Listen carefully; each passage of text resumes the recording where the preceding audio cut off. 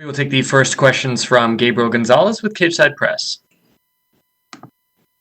Hey Roxanne, people following this fight have probably watched your trash talk about Andrea. How would you grade yourself, on your pre-fight build-up? Excellent. It serves its purpose. Well, congratulations. I was wondering, let's say you ever did dislike an opponent, you just have somebody that you just could not bring yourself to be nice to. Mm-hmm. Do you think you might start talking trash, or what do you think you would say? I would probably just walk by and side-eye them like that. Probably. I really suck at trash talking or anything like that, so I just kind of do it to amuse myself, really. I gotcha. Working at a syndicate, you and your teammate Jojo are both trying to get to a title shot. I feel like we haven't seen you guys talk about this, but do you guys have that agreement not to fight each other? Well, we've been kind of rising in the ranks next to each other for a long time. We kind of don't plan to fight unless it's for the title. That's kind of the understanding we have, and we're just enjoying being teammates. I mean, because you two are both kind of right there, do you guys talk about it a lot? Do you guys sit there at the gym, it's like, hey, we're going to take over the flyweight division, or is that just something that doesn't come up? Pretty much, you reporter guys ask me that way more than we ever talk about it in the gym. every interview. Gotcha. Talking about this fight, obviously it has a lot more attention with the shakeup to the card. Do you feel like a big win here really helps propel you forward in the rankings?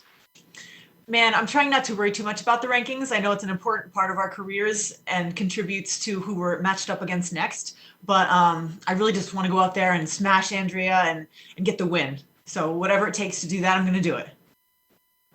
What's the most different thing about Andrea as an opponent this time compared to the first fight? I think she's improved a lot all around. But I have as well. I think I've added a lot more things to my my arsenal. So I'm looking forward to seeing how this fight's going to play out. Hey, thank you, Roxanne. Good luck. Thank you. We will take the next set of questions from Cote Cruz with the 4 to Win podcast. Hi, Andrea. Hello, can you hear me? Yes, I can. Hey, Roxanne. Nice talking to you. It's a pleasure. I'm coming from Chile, South America. Oh, thank you for coming all that way.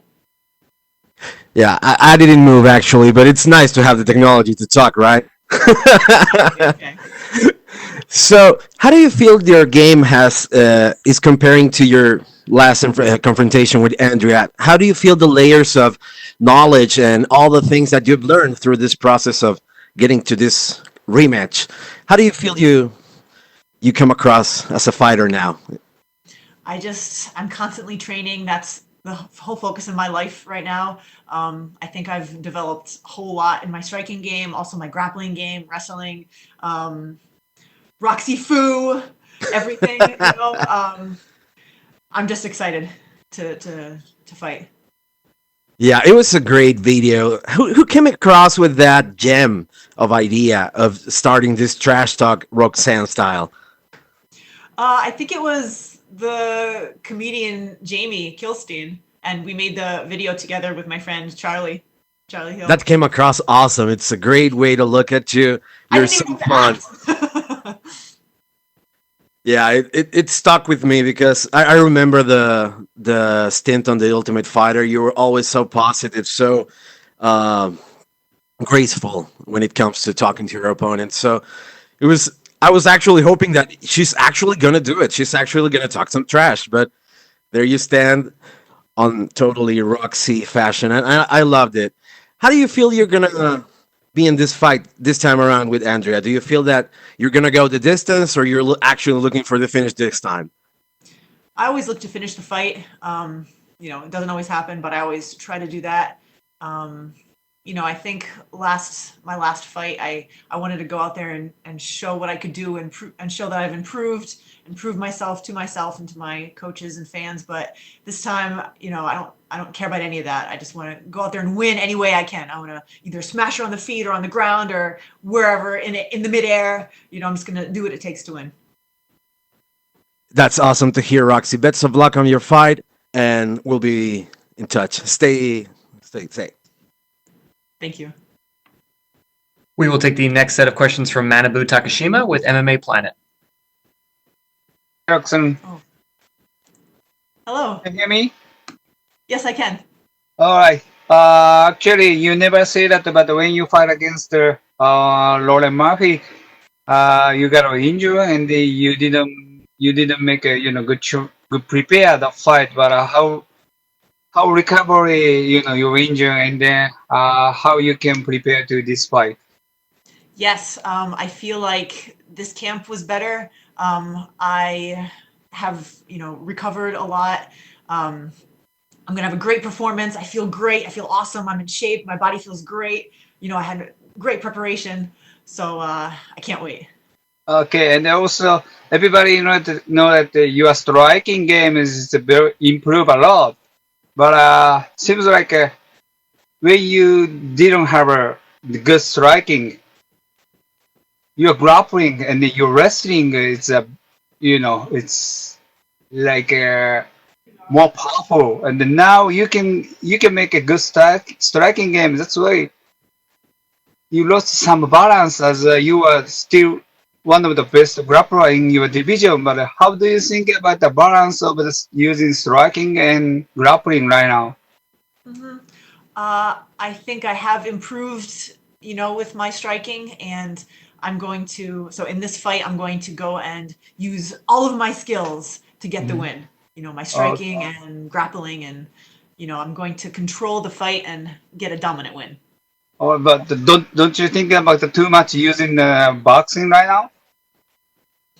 Hmm. We shall see. You have to wait and see. Right.